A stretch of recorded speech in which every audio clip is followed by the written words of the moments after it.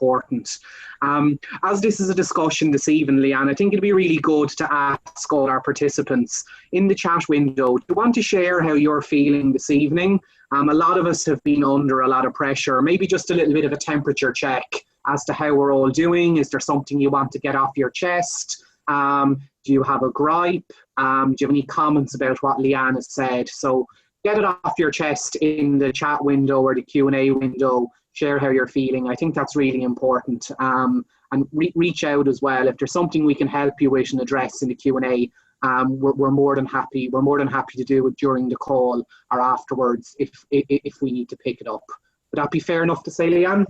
Most certainly, I couldn't agree more. And whilst people are thinking of some of those questions, Sally was meant to be here with us today, and Sally is one of the co-creators of Comms Unplugged, which is a learning and wellbeing based conference just for communicators.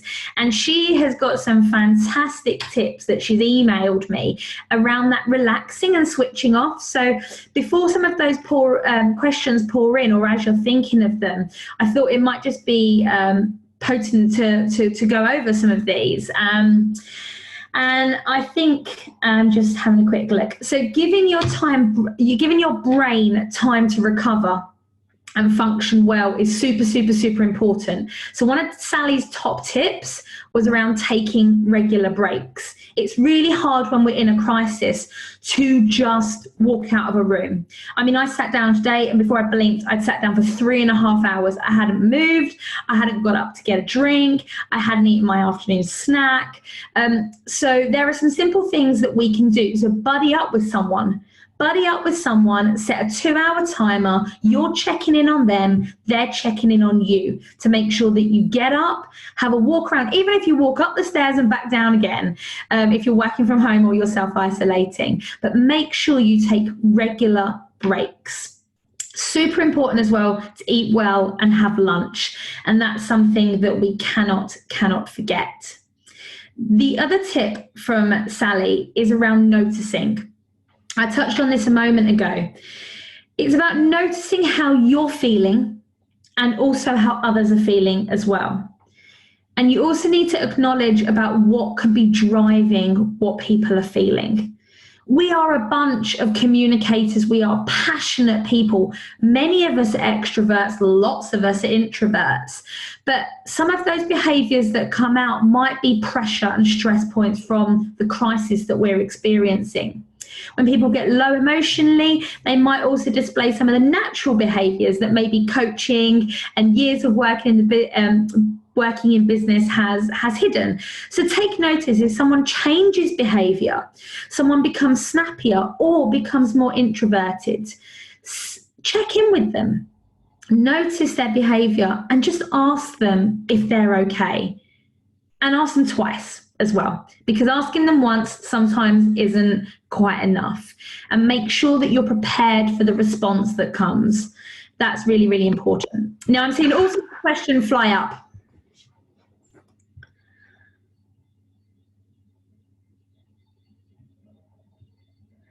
Now, yes, one from S3 weeks into a browser.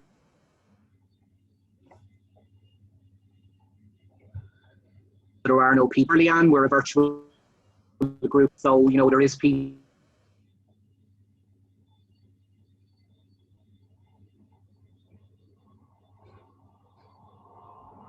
online that can support. What else have I seen here? One from Bob. I think one of the big issues at the moment is to deprioritize some of the existing work, put it on the back burner, and manage your stakeholders' expectations so they know you're doing this. I think that's something you're going to touch on next around the way supporting leaders and stakeholders and people stepping up. So we might come back to that one. Alexandra, thank you for sharing your experience and some useful tips. What's on my mind is how we keep our employees engaged and make sure of business continuity, especially now when everybody is working from home. So maybe any thoughts on that? Right, I'm just catching up with some of these. Where's that one? Is that... That is on the Q&A window as opposed to the chat window. Right, okay. Right, who was that question from? It's from Alexandra. Brilliant. Yes. How do we keep our employees engaged and make sure business continuity? So when we're talking about our employees, are we talking about people within our comms team, or are we talking wider? So let's just address within our comms team. So I think what's really, really important within our comms team and keeping our comms team engaged is about keeping that communication flowing during crisis. Having those regular check-ins, really, really important. Put a rating on it, like, you know, how are you feeling today between 1 and 10? How do you feel like your productivity is? How creative are you feeling? Are you a red? Are you an amber? Are you a green? You a smiley? Maybe just ask everyone to respond on a WhatsApp chat in your group about put an emoji on that describes you today. I think regular check-ins are really, really important when we're all working remotely. I know I've set up daily check-ins with my team, but it might be that actually you need to do something a bit more regular depending on the size of your team. And creativity is really, really important. So Sally's got some tips around maintaining creativity and maintaining contact.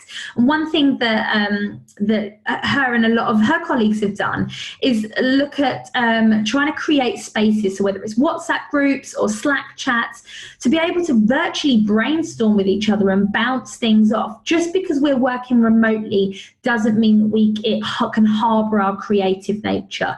So I think that for me is super important. There's lots of cute little things as well you can do, like sending people things in the post. It's great to enjoy and experience that. If you've done a big mind map on a big piece of flip chart paper, if you've taken it home, what's stopping you folding it up? Or obviously, if you're self-isolating, please don't go to the post office. But what's stopping you folding it up and popping it in the post to your leader or to one of your more junior members to say, hey, this was all coming to my mind. Add your thoughts and pass it on. What about that? Like a posted round brainstorm on and obviously not on immediate issues. You know, we've still got business as usual to crack on with, haven't we? And we've got to prioritise. But some of those creative things that maybe we would have done in team strategy days, we can do sending it round by post. There are a few ideas. I'm aware there's loads of questions coming in though. So I want to make sure that we're responding to some of those. Another one, Leanne here from Rebecca. Thanks for your great tips. Something I'm keen to understand is how people use more junior team members to support during this time. I'm in a small IC team with 2 other very junior members and struggling to get them involved in this beyond uploading things to the internet. So anything you can kind of add on that, or you've seen work well before? Because I think that would be a situation that maybe a lot of us are in, depending on our setup and our team structure.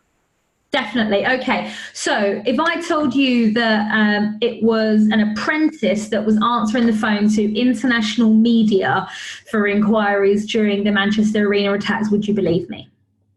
Some people would think that they wouldn't want to trust people who are more junior to do such things. But actually, if you expose people, give them the right tools and guidance, then they can do more than maybe what we think they can do. Now, this isn't at all a reflection on anyone that's in this situation, but quite often when we're in crisis, we only get one chance to get it right, and we're so scared of getting it wrong that we don't want to maybe give some of those junior people the opportunity. Now, some of my tips would be, think what they need.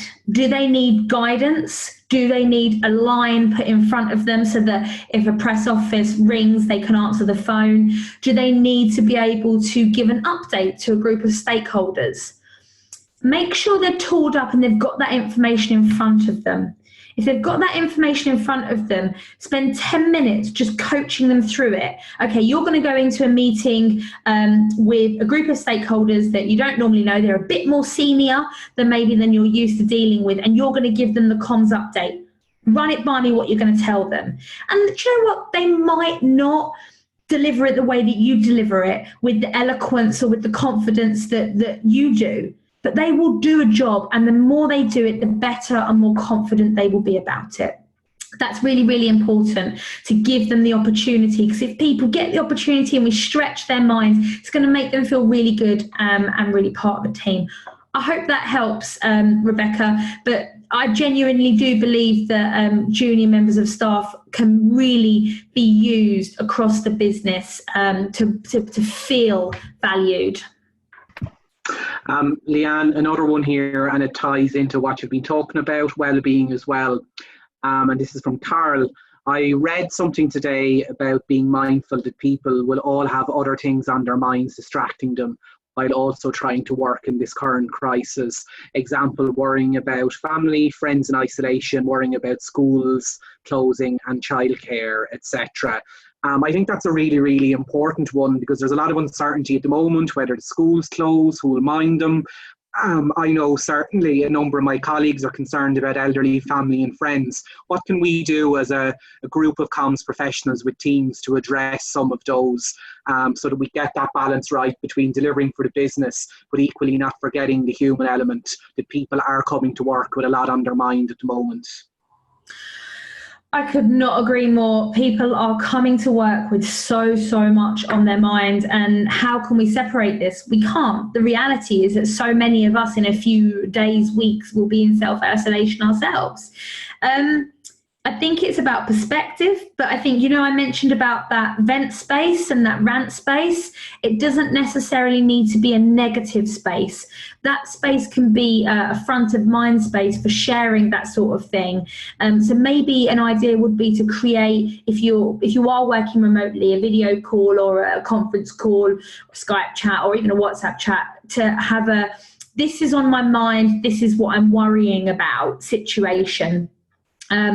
What I've experienced is so many people think that comms people are the resilient ones, we're the happy ones, we're the can-do, we're the fixers of the business. But this COVID-19 is impacting us personally, and we need to factor that in. As leaders, we need to check in and understand the pressures on our staff. We need to be flexible with our working. That's why having on-off periods are so important for people, because we can't expect people to just shut and leave all that at the door. But we can expect when they're at work to be able to have a space where they can share those concerns, and then we can work through as a team, but also to be able to then shut off when we're not on the on bit. So my recommendation would be create that space to get that front stuff off of the front of mind, but also make sure you've got those rotas in place, and make sure you've got those working patterns in place that enable you to feel like your Maslow, like your hierarchy, like the bottom of it is not being rocked, and that you're secure with that. One here, and it kind of ties into hierarchy a little bit and priorities. What are your views on, and this comes in from Paul, does the decision-making chain and responsibilities for decisions need to change in a crisis situation versus BAU? Oh God, this is meant to be about mental health and well-being. I just thought that was a timely one. Yeah. Oh God, right. It's hard. We, as the communicators, and this is where I think the pressures on communicators is, and why mentally we can really be quite screwed, excuse the language, during a crisis, is we get it this way and we get it this way. So we are the ones that are normally the ears on the ground. We're normally listening to the people. We've always got, whether it's on social media, got our fingers in the pies, or whether we're out and amongst in the staff listening to the gripes. And then we're also getting from above we need to say this. And sometimes those two don't marry, because the board are saying we need to say this, but the staff are saying we want to hear this, and we kind of get squashed. So mentally it can be quite frustrating. And I guess professionally as well, we get stuck in this situation where we are trying to digest what people need versus what people want. Should the chain of command change? I mean, communicators, we should be at the top of it, shouldn't we? That's my opinion. But I really don't know. I guess it really just depends on your business and how you're working with your employees and your relationship with your SLT, your senior leadership team, or your board, or however you're working. But I do think we are pinch punched around the face when it comes to this sort of stuff in crisis, because we do hear it. Thank you. As comms, it sometimes feels like we're forgotten about in terms of the pressure we're under and all the requests we're getting, and small things like people picking their errors in all staff emails and coming over to point them out can make you feel a little bit rubbish. Do you have any tips on how we deal with this? Wow, I completely hear you. It's so frustrating because everyone can do comms, right? It's not a specialism. Everyone can write a sentence. We've all been to school. You know, we're professionals. We've worked hard for this. And what we do is important and valuable. And we know the importance and significance of starting a sentence in a certain way versus another. So when someone comes and picks apart our work, for me, emotionally, that can really, really hurt and hit me. So in a crisis, please remember, everyone is under the pressure. So that person who has nitpicked at your piece of work might be doing it because their boss is screaming at them because they've not got enough staff on the front line, or because they, I don't know, haven't got enough staff in, full stop. Give everyone a break and be kind. They might not be being kind to you, but the best and easiest thing that you can do is be kind back. So that would be something that I'd say, and maybe make a little note and pick it up out of crisis point, out of the crisis environment, because you don't want to damage a relationship, especially during crisis. This is the time when we as communication professionals can really get people's trust. So we don't want to ruin that. But for the in the moment, if what they're asking is a tiny little change, just make it. And then maybe come back to them out of crisis. If it's something fundamentally changing the piece of work that you've written or that you've designed, I think it's really, really important that you stand your ground professionally and say, these are the reasons why I've designed it or written it like this. Appreciate you've got input, but I really feel right now we need to stick with this. Emotionally, I know that gets quite tough, taking that on time and time again. But look back and remember that what you know and what you do is, you know what you do because you're good at it. You know you are the professional. Take a really deep breath, close your eyes, and just remember that the work that you have done is important and is successful. And then when you've got the evidence to back that up, you can then put that in people's faces and say, I really know what I'm doing and this is why. Hope that helps. Brilliant, thanks very much. Leanne, I see Sally is after joining us. So I'll give Sally just a minute or two. She's just come online just to get herself set up. And we can hand over to her. Just some comments that have come in here which are really interesting. One from Claire, as someone who's living with a generalised anxiety disorder, I actually find I do well in a crisis. It validates my anxious state and allows me to focus that energy. But your point on exercise is so important. I formed a running group for my organisation so we can do virtual runs together when we are working from home. How fantastic is that? And I think that really shows thinking outside the box in these times, a way to keep colleagues connected together remotely when maybe we're not in the office. So I really like that one. Given advice for all of us to work from home if you can, how can we make sure that we support people when we can't necessarily see the physical signs? Did you answer that one already? I can't remember. I'm looking through so many questions. No, we haven't. And I don't want to throw Sally on the spot here, but I touched a little bit on taking notice. We talked about taking notice and some of those physical signs, people with being withdrawn. But I guess actually there could potentially be some virtual signs. So check-ins are really, really important. But Sally, I don't know if you've got any opinions on that one. Yeah, I mean, I was going to talk about taking notice of how you yourself are feeling. So actually have a moment, am I reacting, am I behaving in a way because I'm being driven by, the stressful situation I'm in? So checking in with yourself, but also checking in with everybody else. And of course, we've got to remember that some of the behavior is being driven by fear and anxiety and, worry about what we're having to deal with at the moment, both from a professional point of view, because you're obviously in a very heightened situation, but also from a personal point of view, when you've got, I guess, people that you're caring for, or people that you need to look after as well. And lots of staff are worrying about that. Staff who've got their own underlying health conditions that they're worried about as well. So all of that is around just kind of taking notice and making allowances, I suppose, a little bit for some of that stuff that's driving the behaviour that you wouldn't hopefully normally see, in the workplace. Just that whole thing about remembering to be kind to yourself and to other people, and that there are lots of things that will allow you to try and switch off.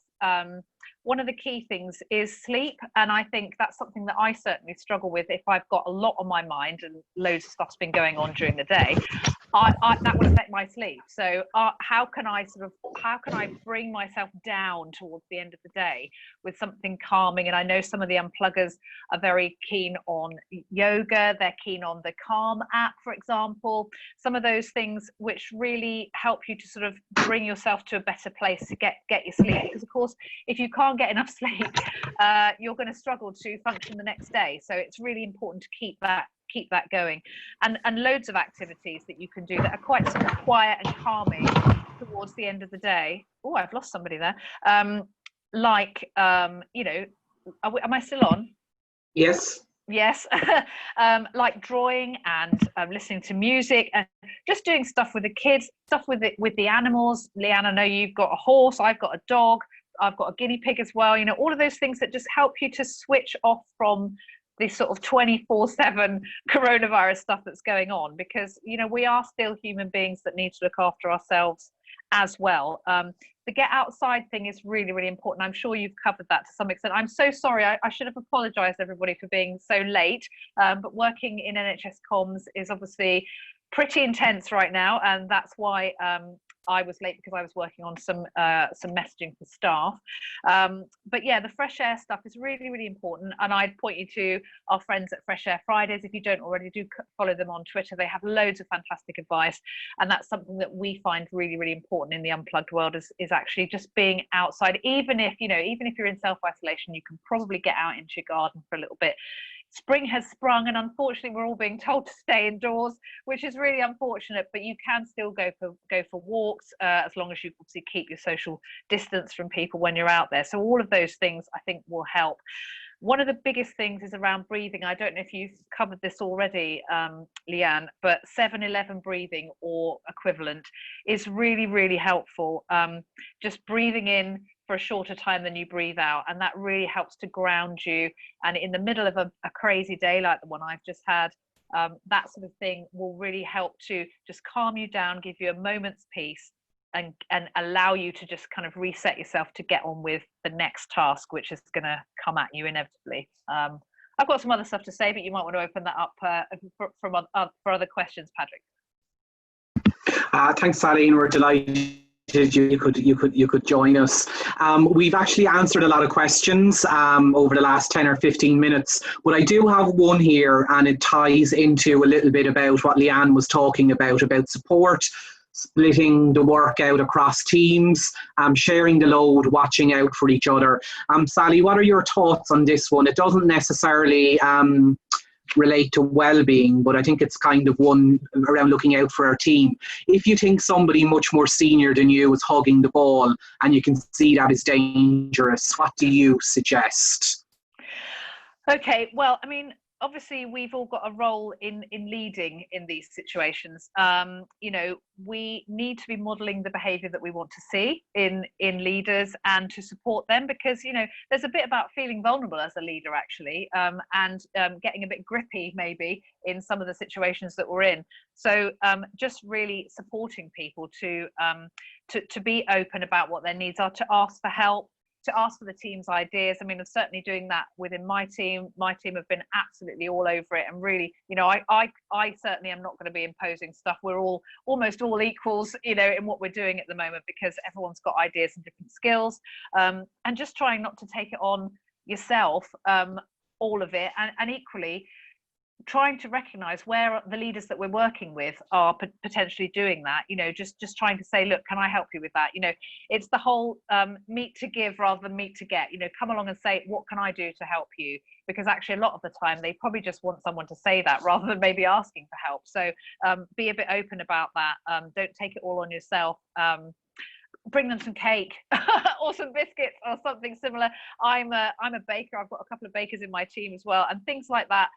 I think the word companion comes from, it means basically someone that you break bread with. So when you eat together, you tend to kind of, you bond a little bit more, and actually bringing some cake and some biscuits will open up a bit more of an informal conversation and maybe kind of break down a little bit some of those barriers that people have sort of started to set up because they are in a sort of high pressure situation and maybe are behaving a bit more command and control than you might be used to. So I think all of those things are important, just making allowances for people and working with them, bringing your skills, showing what you can do, actually bringing the results, which we'll all be doing in the comms community. I mean, we're doing some amazing work, all of us at the moment, at unbelievable speed and with changes happening so quickly. I think people will really see the value of comms in everything that's going on, and will remember that. But we need to remember that we're there to support them and offer them, you know, whatever help they need, really.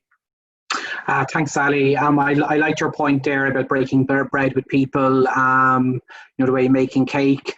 Just a tip. just a tip I'd like to share today. This is our first week where we have, you know, enforced working from home for a lot of the business.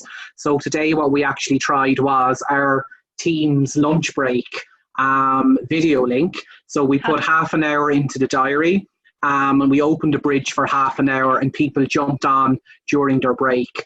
It was actually really interesting. I was wondering how this was going to work. People were sharing, they were giving demos of their kitchen, what they were eating for lunch, and it actually really humanized the connection between me and some of my colleagues, because I'm only used to seeing them at work, whereas there was like 6 kitchens in the background. And it was just actually a really nice way to keep that human connection going. And we were able to talk about what's going on, people's dogs, you know, the way we're coming into the picture. Yeah. And then it allowed us an informal way to go, oh, how are you after that meeting earlier on? Or, oh, I must catch you later on about this. I'll ping you a Teams call. So that's a really, really good way. And I think there's a question that came in there around, you know, the way how we check in on our team's well-being and how we make sure everyone is okay if we are now remote working. I think that's a really good way, as well as having that informal piece at the start of a daily stand-up or a team meeting. There was no agenda, no business. People hopped in and out for 10 or 15 minutes, and it worked really well. So I think that's one, you know, people could try tomorrow and see how it goes to keep that human connection going. Yeah, and I think what we did yesterday, me and a couple of the comms team, we did a sort of a 4-way Skype call, so that all 4 of us were on the screen there and having that conversation. And what I said to my team today is, actually, because we are the comms team and we are part of the incident management, I said to them, remind me if I'm not checking in on you and making sure I cascade the information I need to cascade to you as my team, because I'm cascading information to everybody in the whole organization. I still need to remember that my team need to know those things as well. So there's a little bit about, you know, making sure, I mean, my team are incredibly resilient and all over it, and they will absolutely shout and ask questions, and that's brilliant. So all of the things around WhatsApp groups, I mean, certainly in our Comms Unplugged community, our WhatsApp groups are incredibly supportive and important. They are abuzz with conversation every day at the moment about all the things that people are doing in their different organizations. So there's stuff about sharing good practice and different things people are trying, but also just checking in and saying, you know, how are you doing? Even if you can't proactively put stuff in there, you can still scroll through and see what other people are saying, and it brings a bit of comfort around, you know, the wider comms community, I suppose, beyond your own organization and beyond your own network in your local area. You know, what's going on elsewhere, and, you know, seeing that everyone's in this boat together. You know, the other thing I was going to say is people will be in self-isolation potentially, or will be working from home. And I've got a little initiative that I've got going called Something in the Post, or hashtag Something in the Post, where every week I send a couple of little bits and pieces. I do some hand-drawn cards, I send some chocolate or some sweeties, or stationery, mainly because I'm a bit of a stationery junkie.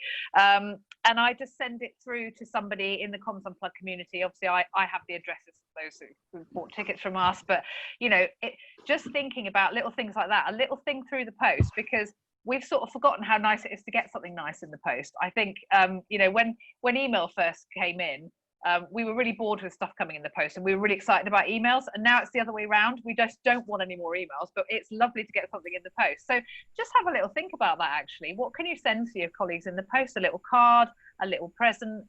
People absolutely love it. The reaction I've had to that, doing that, and I've basically committed to do a couple of those every week for the whole of 2020, and it's going to be all the more important now because people are separated from each other. So actually sending a little something in the post is really impactful. And we touched, and you've done that amazing justice, Sally, and we touched on that earlier, and I said about you can have a big piece of flip chart paper and brainstorm and then send it round to different parts of your team. You could do a whole strategy away day, sending it round on a piece of flip chart paper in the post. Yeah. You built on that. I've seen a comment over here that I'm really keen to make sure that we answer, and it is around an individual called Emily who has started a new job. Congratulations on your new job, Emily. But you're the only IC person. Now, I'm sure you're probably not the only IC person who's the only IC person out there. So there probably are quite a few people who might be lone internal comms people who are wondering, when we're talking about things like being able to split your team up and doing handovers and having rest. And I appreciate you're probably the one who's on 24/7. So I've got a couple of things in my bank, but Sally, have you got any advice for someone who's a lone worker? Lone operator, yeah. Lone operator. Yeah, I think, what I was saying earlier on about these networks, I think, Twitter, this is a time when social media and all of the interconnectivity that we've got on the internet is really, really useful. So I think if you can make some connections with people on Twitter and then maybe get into something which is more of a supportive WhatsApp group. I know that, for example, Darren Caveney, who many of you know from Comms 2.0, he's kind of trying to set up a network of sort of freelance people who, so that they've got a group of people to talk to, for example, when they're dealing with all of this. It could be similar that, she might want to put out a call. Is anybody else a lone worker, a sole practitioner within internal comms? Do you want to connect up and we can have a little WhatsApp group where we support each other? I think in difficult times like this, it calls for drastic measures and different approaches and more creative approaches. And it means actually you can get to know people quite quickly, establish that psychological safety that we all really want to have those open conversations, and maybe kind of build those networks up from scratch. Brand new in a job, that's tricky, isn't it? Particularly when you're the only person doing that role. But there are a lot of other people, as you say, who will be in the same situation, who I'm sure will be absolutely delighted to network, and maybe something through the CIPR as well. What I was also going to say, just to add in around CIPR, is that we, in Comms Unplugged, we have recently got together with CIPR Health Group to have get a collaboration going, where we will be running some joint events with them, which will be open to everybody, which will be around looking after wellbeing. Now, obviously, we can't do those events at the moment because we're kind of shutting down events at the moment. We're really still hopeful that Comms Unplugged in September will go ahead, and we're planning for that to happen. But after this is all, after we've got over the peak of all of this, people will need that all the more. I think people will be looking for opportunities to, offload, talk about what they've learned, and will have been thinking more about well-being maybe than they have done up to now, because we actually all have to look after ourselves in this particular situation. So I will get more information out about that, but we're working closely with the CIPR on that. There's also lots of opportunities to listen to things like podcasts. We've got a little podcast which comes out every month. It's got all sorts of well-being stuff, it's got learning stuff. That's all stuff you can do remotely. You don't need to be in a room with people. You can listen to all of that, and you can feel that people are with you on this journey, and I think that's a really, really important thing for everybody, whether you're in a team or whether you're a sole practitioner, that we all feel we've got someone we can talk to about the stuff and offload and just get some ideas from, really. I agree. I was going to say one really practical thing for Emily. Emily, if you're a sole practitioner and obviously you haven't got a rota, and anyone else, don't feel like you need to be stuck in working 8 till 4, 10 till 6, 9 to 5. If it gets to the middle of the day and suddenly the conference calls have gone quiet, you've done what you need to, and you go, oh my God, I've got an hour and a half. Go outside, go for a walk. Don't be a slave to your desk. It works both ways. If people are giving you updates at 8 o'clock in the evening to get out, 100% appreciate you need to do that. But I'm not saying take the time back and write it all down, but make sure that you're checking in with yourself and you're saying, actually, everything's done right now. I'm going to go do the hoovering and put a wash load on. So just bear that in mind. Sorry, Paddy, please. I was just going to say there, Leanne, Sally, we're heading into the last penultimate few minutes of this evening, so I'm just going to come back to you in a second just for your closing thoughts. Just some final comments coming through. So one from Ayla, thank you for being so open and honest about your experiences, Leanne. One from Paul, great idea about the team's lunch. I would say, yes, that came in from Claire as well. I would say try them tomorrow, see how they go. They might be a bit frosty at the start and people will be wondering what they're all about. But my key point with this one is, if you're doing one yourself, take a picture of it on your machine with everyone dialed in at their kitchens. Put it out on your internal social channels, your Yammer, your workplace by Facebook. Put it out as a top tip and lead the way and show this is what the comms team and the engagement team is doing. Have you set one of these up and make it grow within your organization, or get it into your people manager bulletins, or whatever way you're supporting your managers manage remotely at the moment. Emma really loves the idea. I love the idea of something in the post. I really like it as well. And final comment before we hand back from Catherine, love all the positive ideas to help us all stay connected and support each other. Thank you for all the suggestions. So I'm going to hand back to both of you if you just want to do your final thoughts for the day, maybe a quick 30 seconds to a minute each, and then I just some final information before we close off and leave everyone get on with their evening. So I'll go to you first, Sally. Okay, so make sure you take your breaks, get some fresh air, really, really important. Do anything you can towards the end of the day to help you get off to sleep. Think about what you're giving as well as what you need. Giving to others and supporting others can be really good for your own well-being as well. So think about giving, think about taking notice how you're feeling, notice how other people are behaving and how that might mean they're feeling something quite difficult and they're struggling with things. Make sure you keep connected with people, be as creative as you want to, do it in the post, do it on the do it online, and just trying to get that community going. The comms community is super supportive. I've found certainly our comms unplugged lot are, and everybody else is. Everyone is there to communicate and help each other. So reach out to people. Do not ever think you're doing this on your own. Thanks, Sally. Thank you very much. Leanne? Oh, I was talking to myself then. Talk to yourself. That's a great tip. I guess I've got two biggies. Obviously, you have my 7 top tips at the start, so rewatch them. And I love that I've got some really positive feedback from people on here. Thank you very, very much. Leaders who are out there, please be the best during times of crisis. Best versions of yourself and be the best leaders that you can be, because everyone, as a young communicator and inexperienced, I looked up to those around me in uniform services and learned so much about how to be an amazing leader during times of crisis. Please be the best leader that you can be and take notice of your team. Everyone has a responsibility for well-being, absolutely everyone. So please do not think that you speak out of turn or out of place if you walk past someone or on the phone to someone or Skype someone or video call someone and you don't think they're quite right.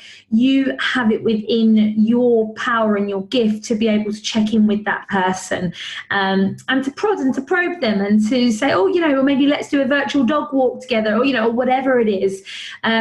Please don't think that because you're underneath someone or because you don't work in the same department or team as them that you can't be each other's well-being buddies, because you absolutely can. Most importantly, please don't crash and burn, because I've been there and I've done it and it absolutely broke me, and I don't want anyone else to do that. It's really, really important during this time that we pass that baton round among those people that are in our team or maybe who are outside of our team. But please don't put anyone under the pressure to crack, and please, most importantly, don't put yourself under it. Thank you very much, Leanne. And on behalf of the committee and all of us, I'd just like to thank yourself and Sally for taking the time this evening to join us at what we know is a very, very busy time. I'm sure everyone appreciates it. We in CIPR appreciate it as well. Thank you so much for coming on and speaking to our members tonight with all that useful practical information. Just a few points before I finish up. So if you need support, if you want to bounce ideas, CIPR is a vibrant community of professionals. Tweet us at CIPR if you want to, sense check something. If you want somebody to, be supportive, we can match people together. If you don't feel sending an open tweet, DM CIPR directly on Twitter or email us CIPRinside at gmail.com. We are here to support, along with all the other organisations and virtual committees and groups of people that Leanne and Sally have mentioned this evening. So I'm going to sign off, and again I thank you both. Keep the conversation going. If you're on Twitter, do share about this webinar, maybe share what your key thoughts were. Tag in at CIPR Inside and hashtag changing the conversation, and let's keep this conversation going offline and support our communicators. At the moment, we're keeping kind of a fluid agenda for webinars and support bits and pieces. So we may host another session like this in the very near future to support our networks of communicators. Keep an eye out for emails and on our social channels. And equally, if you have any ideas of what you would like us to put on, or if you have something that you think might be of interest to our members, drop us an email, contact us on Twitter. We're more than open for all of us to share and for us to run more informal sessions like this, which are brought together quickly to support our community. So I'm going to sign off. Have a nice evening, everybody. Thanks again, Leanne and Sally, and I hope you'll join us again soon on another CIPR webinar. Thank you. Thank you. Bye. Bye.